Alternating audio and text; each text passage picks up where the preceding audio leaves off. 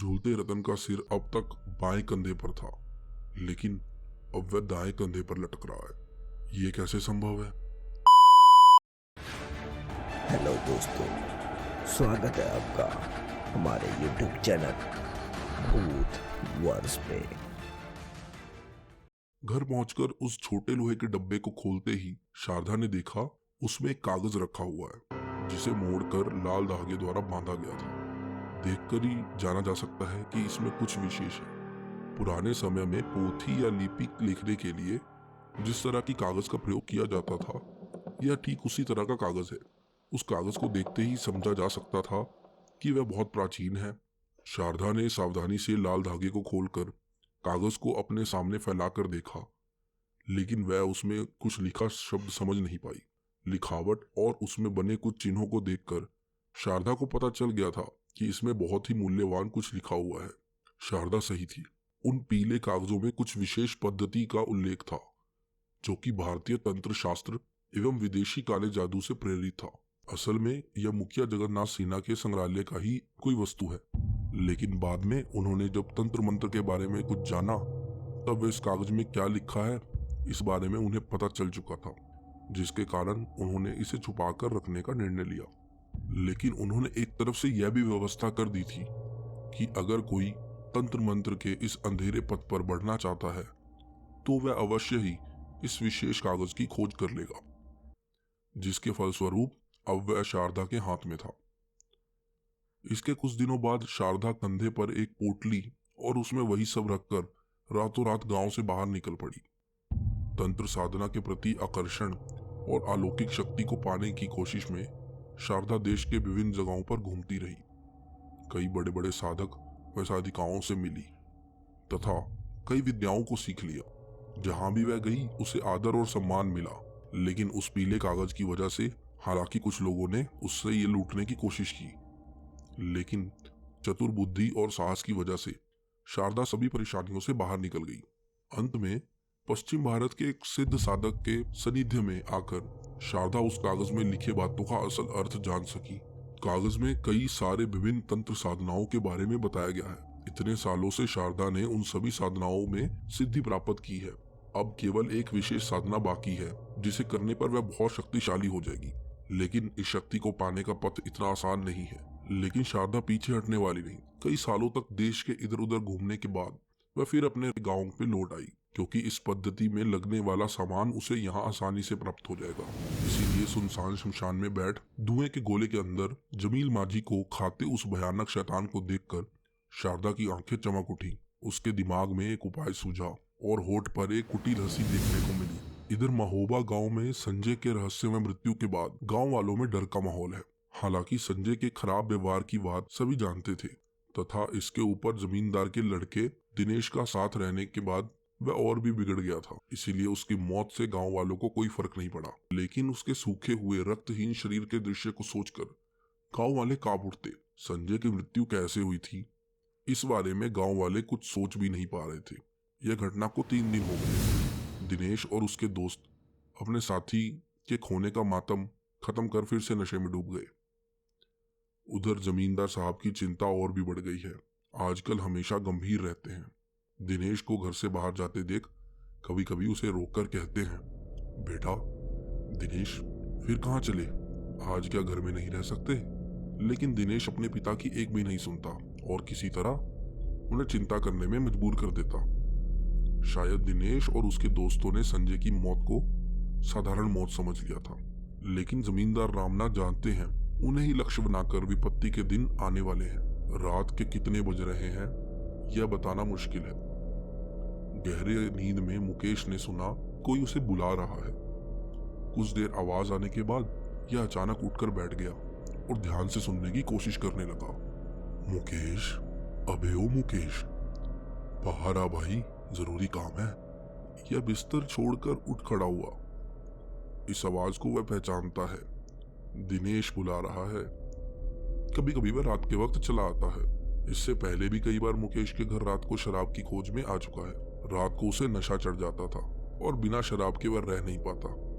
आज भी शायद इसीलिए आया होगा।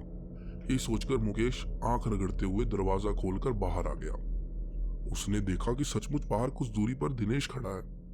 क्या यार, तुझे फिर से रात को नशे ने पेल दिया। दिनेश कुछ नहीं बोला। आसमान में शुक्ल पक्ष का चांद है। उसी रोशनी में जितना दूर दिख रहा है, उसे देखकर लगा कि आज दिनेश को नशे की वासना नहीं है। वह केवल एकटक मुकेश की तरफ देखते हुए खड़ा है। क्या हुआ दिनेश, ऐसे क्यों खड़ा है?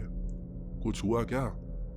दिनेश कुछ देर तक चुप रहने के बाद धीरे आवाज में रतन के बारे में कुछ बोलना चाहता था। क्या हुआ रतन को? मेरे साथ चल, तुझे कुछ दिखाता हूँ। यह बोलकर सामने रास्ते की तरफ चलने लगा। मुकेश बोला, पहले ये तो बता जाना कहाँ है और रतन को क्या हुआ है? तब तक दिनेश सामने के रास्ते से जल्दी जल्दी आगे बढ़ चला है। मुकेश भी उसके पीछे चल पड़ा। इतनी रात को मुझे कहाँ लेकर जा रहा है? दिनेश किसी बात का उत्तर नहीं दे रहा था। यह केवल जल्दी से आगे बढ़ता चला जा रहा था। मुकेश को अब उसके पीछे एक प्रकार से दौड़ना पड़ा। सामने रास्ता दाहिनी तरफ मुड़ गया है। दिनेश भी उस रास्ते से दाहिनी तरफ मुड़ गया, लेकिन दाहिनी तरफ मुड़ते ही मुकेश को रुकना पड़ा। अब तक वह अंधे की तरह दिनेश के पीछे चल रहा था। किधर वह कहाँ जा रहा था, इसके बारे में उसे कोई होश नहीं था। अब उसे होश आया कि वह गांव के मंदिर के सामने वाले रास्ते पर खड़ा है। मंदिर में दीपक जल रहा है तथा मंदिर के पास ही बड़ा पुराना बरगद का पेड़ है। लेकिन रास्ते मुड़ने के बाद आखिर दिनेश कहाँ चला गया? सामने वह चारों तरफ कोई भी नहीं है। दिनेश को बुलाते हुए मुकेश धीरे धीरे आगे बढ़ने लगा। कहीं पर कोई भी नहीं है। अब उसे थोड़ा बहुत डर लग रहा है। कांपते हुए आवाज में वह फिर बोला, दिनेश भाई, इतनी रात को ऐसा मजाक अच्छा नहीं लगता। कहां पर है तू? इस प्रश्न के उत्तर में पास के पेड़ से कोई पक्षी चिल्लाते हुए उड़ गया। कहीं पर भी क्या कोई नहीं है? तो फिर वह किसके पीछे पीछे घर से यहाँ तक आया? उसने तो साफ साफ देखा था कि दिनेश उसे बुलाने के लिए घर आया था तथा उसने दिनेश के मुरझाए चेहरे व आवाज को देखा व सुना था। इतनी बड़ी गलती तो उससे नहीं हो सकती। यही सब कुछ सोचते हुए वह मंदिर की तरफ और आगे बढ़ गया। इसी वक्त पास के बरगद के डाल पर उसकी नजर पड़ी। यहाँ पर उसने जो दृश्य देखा, यह देख उसे अपनी आंखों पर विश्वास नहीं हुआ। चांद की रोशनी पत्तों के भीतर से हल्की हल्की नीचे की तरफ आई है और उसी हल्की रोशनी में पेड़ के नीचे का अंधेरा थोड़ा कम हो गया है। बरगद के पेड़ से उस वक्त मुकेश की दूरी लगभग 10 गज होगी, इसीलिए पूरी तरह साफ ना दिखने पर उसने कुछ तो देखा। उसने ठीक से देखा, एक ऊंचे डाली पर कुछ झूल रहा था। कुछ देर उस तरफ देखने के बाद वह चौंक उठा। बरगद की डाली में गले से लस्सी लगाकर कोई झूल रहा था, लेकिन मुकेश उसके चेहरे को ठीक से देख नहीं पा रहा। मुकेश अब धीरे धीरे बरगद के पेड़ के पास गया। चारों तरफ अंधेरा मानो अब और बढ़ने लगा। एक ठंडी हवा का झोंका मुकेश को छूकर चला गया। अब मुकेश उस झूलते शरीर के सामने खड़ा हुआ। लंबा एक शरीर शिथिल होकर झूल रहा था तथा उसका सिर कंधे पर लटका है। देखते ही समझा जा सकता है कि शरीर से जान कब के निकल चुके हैं, लेकिन चेहरा अब भी ठीक से दिखाई नहीं दे रहा। मुकेश 2 कदम और आगे आया। पेड़ के नीचे अंधेरा कुछ ज्यादा ही है। तभी अचानक पेड़ के खुले भाग से थोड़ी रोशनी सीधा झूलती हुई लाश पर पड़ी। तुरंत ही मुकेश हड़बड़ाते हुए पीछे हट गया। झूलता शरीर रतन का है। मुकेश और खड़ा नहीं रह सका। आश्चर्य होकर जमीन पर बैठ गया। मोटी रस्सी रतन के गले में मानो धंस गई हो, जिसकी वजह से जीभ और आंख बाहर आ गई थी। रतन का चेहरा बहुत ही डरावना लग रहा था। आज रात को ही रतन और बाकी दोस्तों ने तो मौज मस्ती की थी। इसी बीच ऐसा क्या हो गया कि रतन को आत्महत्या करनी पड़ गई? इसके अलावा इतने ऊंचे डाली पर रतन ने रस्सी कैसे लटकाई होगी? कुछ देर आंख बंद कर मुकेश शायद यही सब सोच रहा था। अब आंख खोलकर रतन के झूलते शरीर को मुकेश ने फिर से देखा। इस बार डर से उसका पूरा शरीर कांप गया। झूलते रतन का सिर अब तक बाएं कंधे पर था, लेकिन अब वह दाएं कंधे पर लटक रहा है। ये कैसे संभव है? क्या मुकेश ने अंधेरे में गलत देखा था? दोनों हाथों से आंख रगड़कर मुकेश ने ठीक से देखने की कोशिश की। तभी एक और भयानक दृश्य दिखाई दिया। रतन का लटका हुआ सिर धीरे धीरे सीधा हुआ तथा आश्चर्यजनक रूप से बाहर निकला हुआ जीभ लंबा होने लगा। रतन के झूलते शरीर से मांस गलकर गिरने लगा तथा कुछ ही देर में रतन का शरीर एक कंकाल में बदल गया। अचानक देखने से ऐसा लगेगा गले में रस्सी डाल मानो किसी कंकाल को झुलाकर रखा था। मुकेश इस दृश्य को देखकर डर से मानो जम गया था। हिलने डुलने की शक्ति भी मानो उसमें नहीं रही। अब मुकेश ने देखा कि झूलते कंकाल रूपी शरीर का चेहरा बदल गया है। यह तो भोला पागल का चेहरा है। उसकी लंबी जीभ किसी सांप की तरह लपलपा रही है।